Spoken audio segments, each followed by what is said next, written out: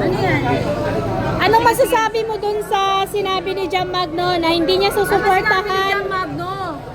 Hindi niya susuportahan si BP kasi mas matalino siya. Talaga, saan ang talino mo, Jam? Wala kami pake kung di mo suportahan si Inday Sara Duterte.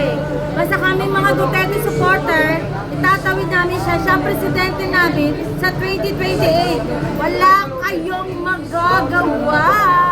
Yan ang masabi ko. Kay Abante, ma'am. Abante, alam mo ikaw, Benny Abante, ayoko magsalita, di ako nagmumura dahil naniniwala ako sa Diyos at sa Panginoong Jesus. Ikaw pinaniniwalaan mo demonyo. Di ka naman nanalo sa distrito mo. Hindi ka nanalo, nandoon kami. At nung pumunta si Inday Sara, nandoon kami sa District 6. District 6 siya, di ba? Hindi ka nanalo, walang bumoto sa'yo, tae ka. Ayoko magmura. Wala kang credibility. Wala kang magsasalita sa matagal na panahon. Tinagala kita bilang ikaw ay matanda na wala kang tinandaan. Bilang Pilipino, bilang legit Duterte supporter ni Tatay Digong at naman President Inday Sara Duterte, kahit ano pang utak mo dyan, kahit ano pang talak mo dyan, walang maniniwalang Pilipino. At saka huwag mo kami idadamay. Puro kayo taong bayan. Gas-gas na yan, salitang taong bayan. Ang taong bayan kami, ang taong bayan mga Duterte supporter, ang taong bayan yung bumoto ng 32 million at noong 2016 kay Tatay Digong at kay Ma'am Inday noong 2022. Yun ang taong bayan.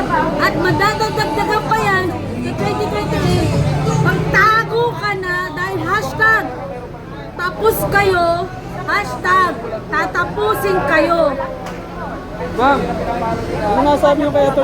Larry Gadon? Kay Larry Gadon na kahit maglupasin daw si BP Inday, hindi mananalo. Alam mo, takot yan. Kasi alam nyo kayo dyan sa Palacio de Pulporon, kayo ni Claire Castro, bilang Filipino taxpayers, pasilduhan kayo na men. Clarification, pinapasweldo namin kayo sa pamamagitan ng tax namin. Dahil magaling lang kayo dahil nasa posisyon kayo. Dahil takot na kayo mawala sa posisyon nyo, lalo ka na Larry Gadon.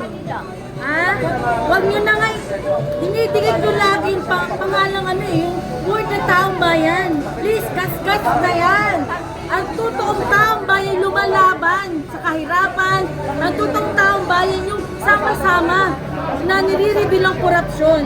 Ang totoong taong bayan, yung nagmamahal na may tapang at malasakit sa bawat pamilyang Pilipino at nagmamahal ng tunay sa bansang Pilipinas.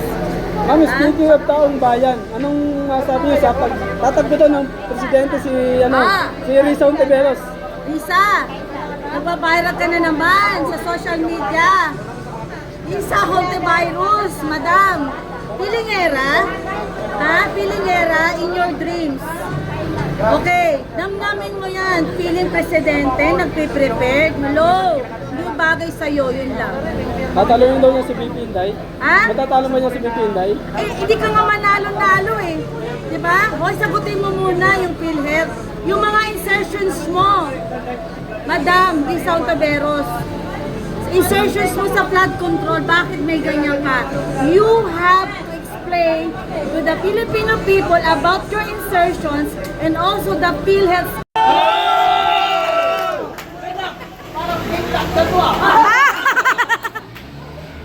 Sinabi niya yan sa interview niya sa Banateros. Sabi niya kahit mag-isa lang siya, nakita niyo naman, pinapi siya last year. Tinumog yung mga buhaya sa kwarto, pero nanindigan siya. Wala silang nagawa. Nakatawid siya sa mga batikos nila. Pinukpok, tinapakan, pero tumayo.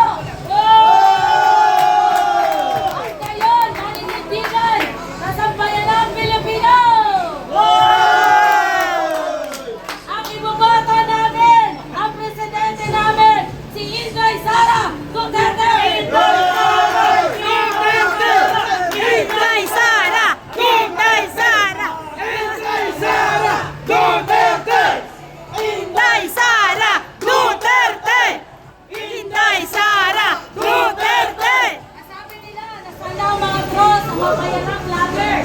mga bayaran vlogger, ito naman ang sabi ko sa inyo.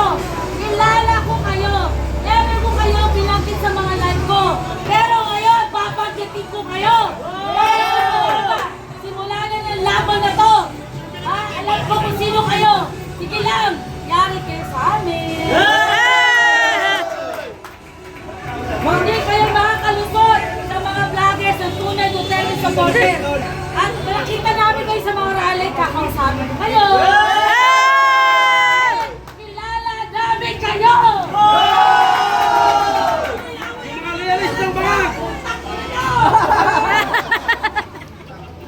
Wala. Pag-announce si Inday Sara Duterte bilang Pangulo ng 2028. Eh, siyempre, bilang Pilipinong nag-angat ng kapayapaan, masaya. Masaya ako na nag-announce siya na siya itatakbo sa 2028 election. Pero, sigurado sa atin ng mga Pilipino, masaya tayo, pero sa mga kurakot, kabog ang nararamdaman. Sabi nila politika lang yun. Politika talaga kasi mga politiko sila eh. Tama. Sino ba yung nagsabing politiko na yun? Si Claire Castro? Claire Castro, bobo ka. Paano mo sasabihin politika eh? Politika ka eh. Lari ka doon. Lari ka doon, bobo ka rin. Kaya ka disbar kasi bobo ka, bubuk ka. Kaya lang nakapasa sa board exam yung siga doon kasi nangopya. Nung na-discover ng Supreme Court na bugok, na-disbar ka agad. Bugok eh. Tapos sasabihin ka doon, bakit si Sara hindi na di-disbar? Katakot-takot na pagbumura ang ginagawa niya. Magkaiba kayo. Si Sara, matalino. Siga doon, bugok. Kaya na-disbar ka. Sabi daw nila Claire Castro nila doon at mga anti-Duterte. Kaya daw maaga nag-announce si VP Sara dahil sa impeachment. Ano masasabi mo doon? Sa kanila na yun, opinion na nila yun. Kaya takot lang yan sila na manalo si VP Sara sa 2028 election at walang connection yun. Nag-arunsi lang si Sara kasi gusto niyang tumakbo at gusto niyang ibangon ang mga Pilipino mula sa pagtalubok ng ating bansa. Di ba? Anong masama na i-announce mo tatakbo ang presidente sa 2028 election? Pero itong mga bugok ng mga dilawan at camping, wala, gulat na gulat. Actually, gusto ko manalo sila yung Robredo eh. Bakit? Para lahat ng Pilipino may lugaw. Di ba? Gusto ko rin manalo si Para hindi ito maging presidente. palakpakan natin ang mga komunista, mga kaliwang grupo na hindi nila papayagan si VP Sara. Eh sino ba kayo para pigilan ng taong bayan na pumirma at bumoto kay VP Sara? Correct. Di ba? Anong gusto ng CPP-NPA? Lahat ng estudyante mag-OG sa taas ng bundok. Yan si Renico, bugok yan eh. Dapat yan ang sinususpindi ng House of Representatives. Hindi si Kiko Barsaga kasi yan si Renico, harap-harapan yung pagre-recruit niya sa mga university estudyante para labanan ng gobyerno, para mag-OG sa taas ng bundok. Tapos sisisiwan ng NPA. Dito sa NPA, pantay-pantay bugok, isa kang gago. Bakit mo sasabihin sa NPA pantay-pantay? Yung nagre-recruit sa inyo, nasa hotel. Yung founder nyo, nasa ibang bansa. Yung nagpaparecruit, nasa taas ng bundok. Tapos may kapal ka pa na mukha na panawagan. Dito sa NPA, pantay-pantay, gago. Yan ang dapat ma-disqualify. Yan ang dapat i-alis ng House of Representatives. Yan ang dapat masuspindi si Renico. Pati Akbayan Party List, Teacher Party List, Makabayan, Gabriela, lahat yan, puro mga bugok yan, puro mga NPA yan, pati yan si Rizal Tiberos, mga protektor ng mga adik at magnanakaw. Final message kay Madam President Inday Sara Duterte. Okay, madamay po sa rin, Sara. Hindi, Sara, laban lang, good luck, thank you. Ina nyo. I love you!